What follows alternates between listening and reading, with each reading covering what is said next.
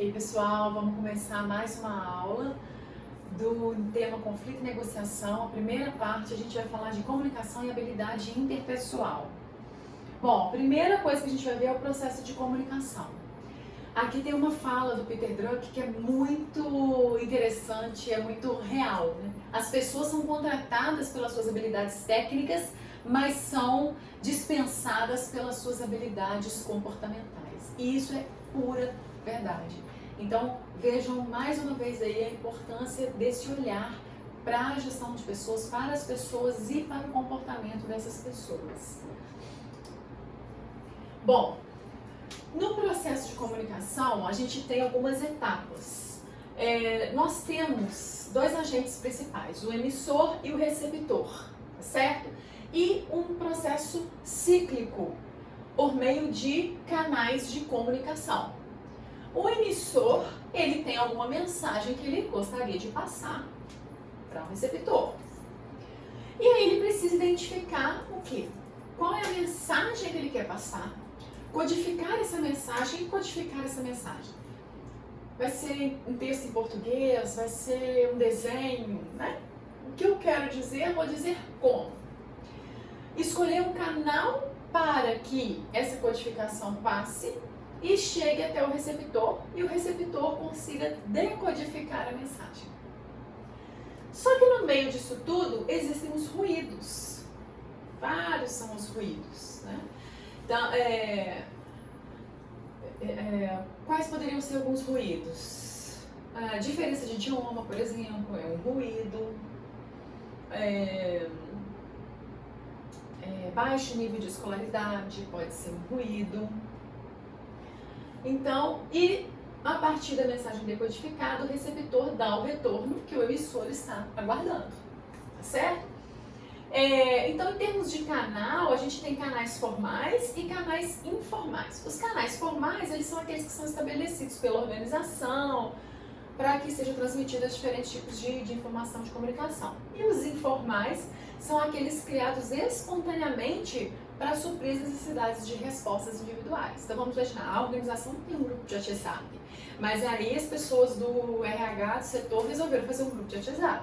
Não é um canal formal da organização, mas é um canal informal que está suprindo uma necessidade aí. Bom, dentro dessa dinâmica, então essa é a dinâmica básica, mas fazer com que isso chegue aqui da forma como o emissor gostaria, não é fácil. Vamos ver alguns níveis ali da comunicação. A gente tem a comunicação descendente, que é quando eu estou comunicando com pessoas que estão subordinadas a mim. A comunicação ascendente, quando eu comunico com pessoas que estão acima de mim, e aí existe todo um processo de comunicar. Eu tenho que entender esses níveis porque eu tenho que comunicar de forma diferente. O comunicador, o emissor, ele precisa comunicar conforme o receptor. Porque é o receptor que vai decodificar. Você quer que o receptor compreenda a sua mensagem, certo? E existe a comunicação lateral, quando você está comunicando aí com seus colegas. Então, esses níveis de comunicação exigem formas diferenciadas de se comunicar. Nós temos então comunicação oral, são alguns tipos, né? Comunicação escrita e não verbal. Então a oral é falar, né? A fala é mais rápida. E a escrita, ela é uma forma que você pensa às vezes mais para fazer, então você consegue buscar palavras às vezes mais adequadas, só que a gente vai ver que tem problemas também nessa comunicação escrita, assim como na oral, né? A oral, quando você não pensa muito para falar, isso é um problema. A escrita, quando você pensa muito para falar, ou independente disso, é uma coisa escrita, não tem ali toda a complexidade da comunicação, por exemplo, a expressão corporal, isso também é um limitador. E a comunicação não verbal, que é toda essa questão de linguagem corporal, por exemplo, desenhos, é uma comunicação não verbal, certo? Então, esses são os tipos básicos aí de comunicação. A entonação, então vejam que é importante, a entonação é uma coisa que limita, por exemplo, a comunicação escrita. Porque na comunicação escrita eu não consigo muito dar entonação. Eu até poderia dar, fazendo um relevo, né, da palavra que eu gostaria que fosse entonada. Olha só que interessante isso, gente. É a mesma frase. Só que em cada frase está sendo entonado um item. Por que eu não levo você para jantar hoje? Ou seja, você ao invés de outra pessoa. Por que eu não levo você para jantar hoje? Eu te levar ao invés de outra pessoa. Por que eu não levo você para jantar hoje? Qual que é o motivo para eu não te levar para jantar hoje? Por que eu não levo você para jantar hoje? Né? Qual que você tem um problema com relação, em relação a mim? Por que eu não levo você para jantar hoje? Ao invés de almoçar, ao invés de lanchar? Por que eu não levo você para jantar hoje? Ao invés de amanhã, ao invés de depois? Olha, isso é muito interessante. Eu gosto muito desse exemplo aí. Olha como a comunicação é bem complexa, né? Bom, as redes de comunicação, deixa eu ver aqui o que a gente tem para falar um pouquinho. Né? As redes de comunicação, elas seguem uma cadeia, né? E a cadeia segue rigidamente a cadeia formal de comando. A gente vai ver, né? Então, tem três modelos aqui de rede de comunicação. A cadeia é essa, onde ela está seguindo a rede formal da estrutura organizacional. Ou seja, esse indivíduo só se comunica com esse. Ele não se comunica com esse, nem com esse, nem com esse. Se ele quer que alguma coisa chegue aqui, ele tem que falar com esse, para esse, passar para esse. Percebe? A rede em roda, a gente tem uma centralização de comunicação e aí a sua distribuição. Então o indivíduo fala com mais de uma pessoa, mas essas pessoas não se comunicam. E a rede mais complexa é de todos os canais em que todo mundo fala com todo mundo. A gente observa isso numa organização mais horizontalizada, mais achatada. Então aqui só para a gente entender, ó, um critério de eficácia, por exemplo, a velocidade da comunicação em cadeia é uma velocidade moderada, porque eu tenho que passar, né, por vários setores. A roda já é rápida e todos os canais também é rápido. Precisão, aqui é bem alto, porque tem uma comunicação bem direta, ela não se espalha. Da roda também é alta, que também é uma comunicação direta, e aqui é moderada, porque já se espalha, um já conversa com o outro, pode gerar algum burburinho. E por aí vai, emergência do líder, satisfação dos membros, analisando esses tipos de redes de comunicação conforme a estrutura organizacional permite. Então, por exemplo, no exército, é muito difícil um soldado falar diretamente com o capitão. Percebem? É uma estrutura bem de cadeia. Bom, aqui nós temos então essa rede, deixa eu só ler ali, as redes de rumores, que são importantes. As redes de rumores, elas são sistemas de comunicação informal dentro da organização, ou seja, a rádio peão. A rádio peão que é o quê? O que se fala nos corredores, sobre o que está acontecendo. Então, ela tem três características principais. A primeira dela é que não é controlada pela direção da empresa. Realmente não é. Se for, não é uma rede de rumores. A segunda é tida pela maioria dos funcionários como a mais confiável e fidedigna que os comunicados formais que vêm da cúpula. Por quê? O comunicado formal as pessoas já pensam, não, isso aí está manipulado para só informar o que eles querem que seja informado. Né? Porque esse as empresas têm se comportado dessa forma, né? Muitas já estão mudando isso, principalmente com relação à pandemia. A transparência, a clareza na informação está sendo fundamental. E a questão, quando as empresas implementam a questão da governança corporativa, a transparência é primordial. Mas ainda assim as pessoas ainda confiam mais na rádio peão, porque ela traz informações por detrás do pano.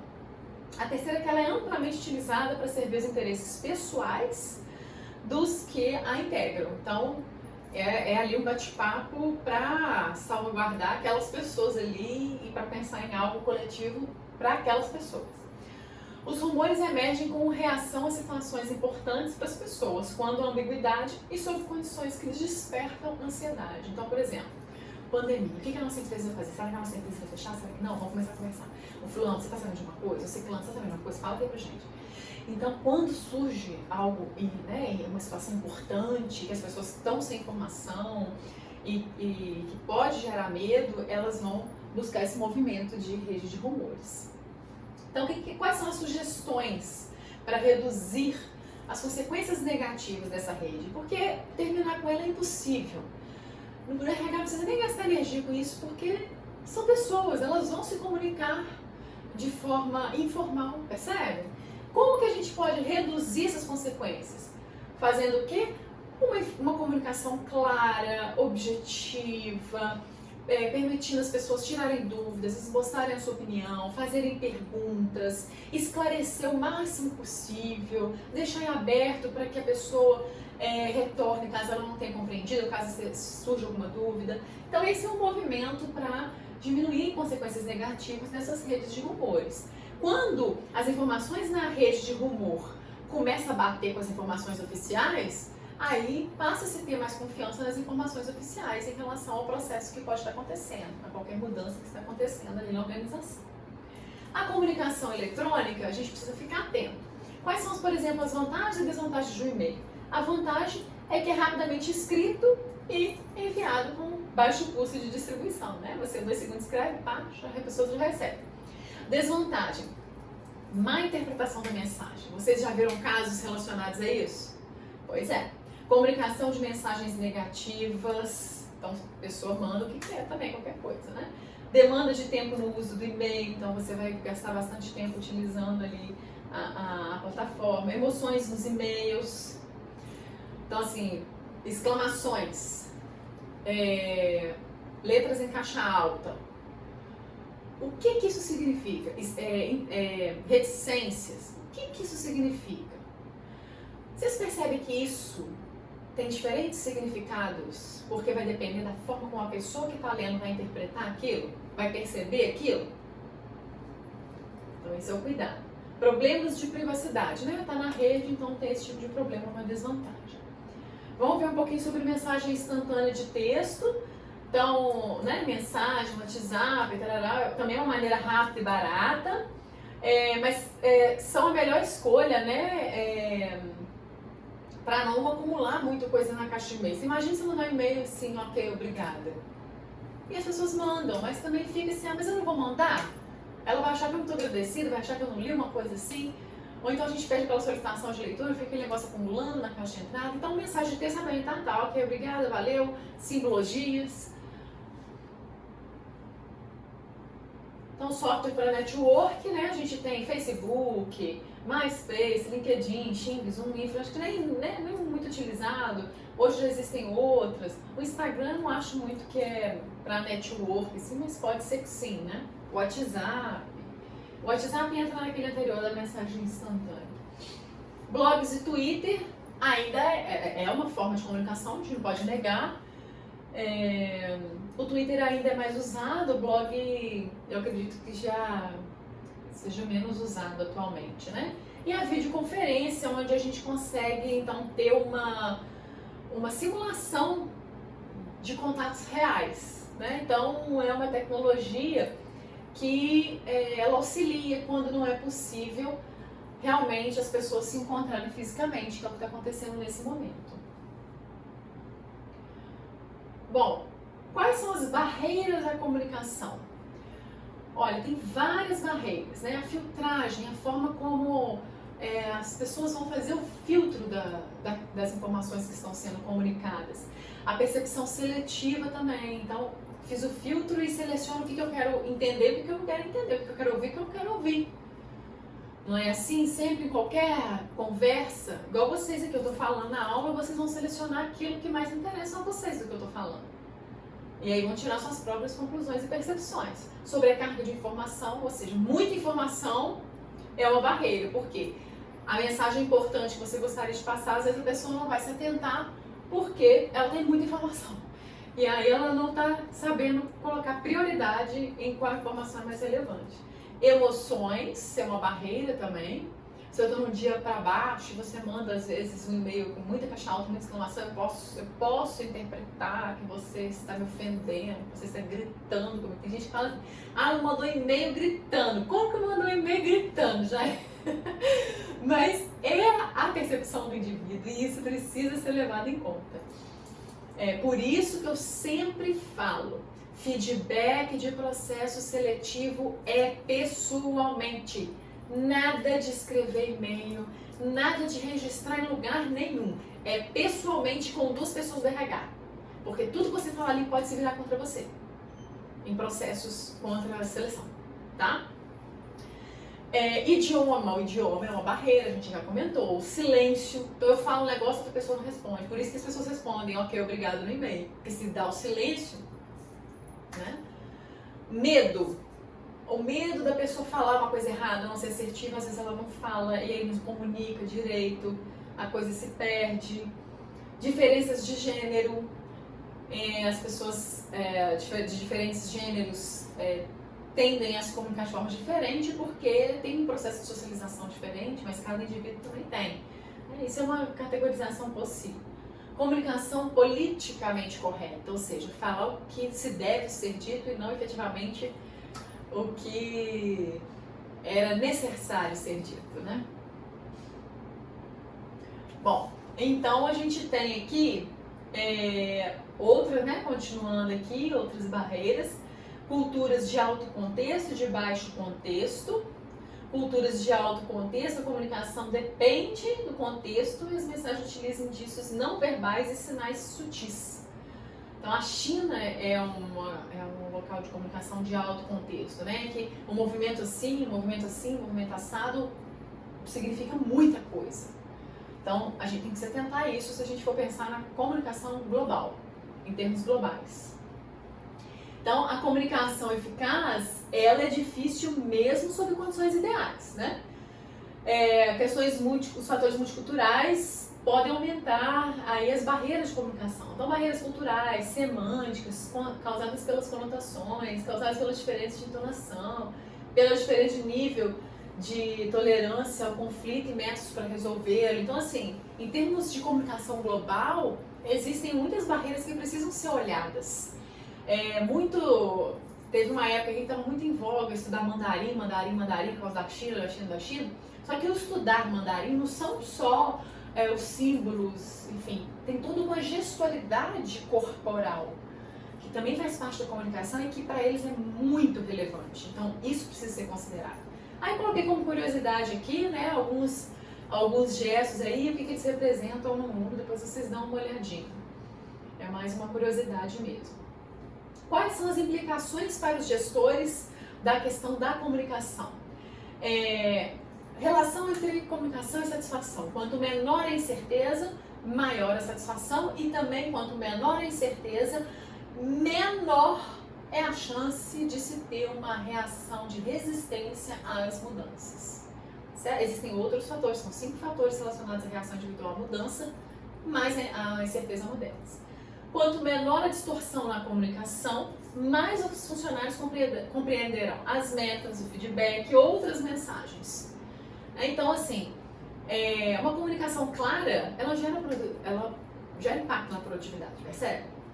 A escolha do canal adequado, fundamental, a escuta eficaz e a utilização do feedback podem tornar a comunicação mais eficaz. Escolher o canal é fundamental. Exemplo, processo de recrutamento e seleção de gerente. Eu vou colocar um cartaz pregado no ponto de ônibus? Não vou. Percebe? Ali não é o canal adequado para o gerente. Então, isso é fundamental. Às vezes você faz um banner todo maravilhoso, você quer comunicar uma coisa toda maravilhosa, mas você utiliza o canal errado. Pronto. Aí você não atinge lá o receptor. Apesar das incríveis vantagens dos formatos de comunicação eletrônica, suas armadilhas são numerosas, então a gente viu o que é isso daqui. Gestor, fique atento, não quer dizer que você não vai usar. Ainda mais hoje, né? Enfim, então, tenha em mente várias barreiras para a comunicação, gênero e cultura, quanto mais você tornar a comunicação clara, objetiva e pautada nas características do receptor, mais efetiva ela vai ser. Bom, e agora sobre as habilidades interpessoais, de relacionamento interpessoal. Então, assim, além do profissionalismo, as pessoas precisam se relacionar bem, né? Ter jogo de cintura. Por que a gente trouxe isso, né? A comunicação como dentro de conflito e negociação? Porque muitos conflitos acontecem por falhas na comunicação e por falhas em relacionamento interpessoal. Então, as organizações, elas estão procurando pessoas com boa educação, informação e que saibam resolver os problemas, né? Considerando, lógico, as questões éticas, resolver os problemas dentro das questões éticas. Então, para se obter... Então, assim, a conduta pessoal é muito relevante para isso, né? Para se obter eficácia nesse relacionamento interpessoal, é preciso administrar as emoções e controlar os impulsos negativos, as reações, né? Raiva, mágoa, frustração, saber aliviar a ansiedade. Não quer dizer que o indivíduo não possa sentir isso, porque senão a gente retoma aquela ideia da robotização do ser humano, da maquinização. Não é essa a ideia. Mas ter um controle de entender que talvez no momento que a coisa aconteceu não é o momento de explodir. É imprescindível gerar empatia. O que é gerar a empatia? É a pessoa entrar, se comunicar com você e falar assim, poxa, bacana aquele cara, entendeu o que eu quis dizer? Bacana aquela menina, né? Então, é nesse sentido. Ou seja, se colocar no lugar do outro de forma a compreender seus sentimentos, intenções e mensagens. A empatia, ela pode se dar por meio do rapport, que é uma técnica de espelhamento. Infelizmente, a gente não vai ter como simular aqui. Os treinamentos de relacionamento interpessoal têm o objetivo de auxiliar o indivíduo a entender como funciona a comunicação com o outro e como potencializá-la. Então, para estimular o relacionamento interpessoal, eu preciso atuar nessa questão da comunicação com o outro. Esse movimento emissor-receptor. É preciso ter a capacidade de perceber e diferenciar estados de ânimo, temperamentos, motivações, intenções, mesmo sabendo que não é possível ter o domínio do desejo do outro. Ou seja, conhecer o outro para se comunicar com ele. Lívia, eu não conheço, não é possível conhecer. Faça um rapport. Procurem sobre isso. Cada indivíduo tem sua estrutura emocional e personalidade. Estrutura emocional e personalidade construídos ali naquele processo de socialização primária. Lembram do processo de socialização primária? Voltem lá se vocês não lembrarem. Então, olha só. Basicamente, o que a gente precisa entender? Nós temos aqui, eu, que sou um indivíduo, nós temos um objeto, que é inanimado, e nós temos o outro, que também é um indivíduo. Um dos grandes pontos de conflito em relacionamento interpessoal e nos processos de comunicação é eu olhar para o outro como se fosse um objeto e não um outro como se fosse um ser humano. Por que eu digo isso? Você é um ser humano com limitações, com processo de socialização que é completamente diferente de qualquer outra pessoa do universo. Você teve experiências, vivências e significou isso de forma completamente diferente que outra pessoa. E quando você comunica com outra pessoa, você quer que ela entenda da mesma forma que você. E se ela não entende, você briga e fala que ela é burra. Percebe? O outro também tem as suas limitações. O que parece fácil para você, para o outro pode ser difícil. O que pode ser fácil para o outro, para você pode ser difícil. Então vai chegar um momento que você vai ser o burro da história para outra pessoa, se não houver essa clareza. Qual clareza, Lívia? De que eu comunico com um outro eu, que é o tu. Eu não comunico com um objeto. O objeto é inanimado, ele reage. Ele não pensa, ele não raciocina, ele não tem processos de socialização, ele não tem significação. Percebe? Então, a outra pessoa tem. Então, você precisa entender. Para você pode ser fácil enviar um e-mail, para outra pessoa pode ser a coisa mais difícil do universo. E se for da sua equipe, você vai precisar ter paciência para ajudar e a ensinar. Lembra do nível de maturidade da equipe? Você, enquanto líder, precisa se posicionar assim. Relacionamento interpessoal se refere à relação com o outro e é a competência por meio da qual o indivíduo se relaciona bem com as pessoas que interagem. Percebe? Se relaciona bem com as pessoas que interagem. Não é pra você puxar saco, não é nada disso. É ter esse movimento da empatia, de entender que o outro tem as limitações dele, assim como você tem as suas, o outro tem o tempo dele, assim como você tem o seu. se desenvolve a partir da relação do eu com o outro. Não é um processo solitário. Claro, não tem relacionamento interpessoal sem ter outra pessoa, né? Não é relacionamento interpessoal com você mesmo. Aí é um autorrelacionamento, que precisa sim de ser trabalhado, né? Autocontrole, enfim, para que você consiga também realizar esse relacionamento interpessoal. Bom, gente, então a primeira parte foi isso. Tá? Eu falei várias coisas que a gente já viu. Se vocês não lembrarem, resgatem lá nas outras aulas. E qualquer dúvida, coloque aqui, coloque seu comentário. E até a próxima aula.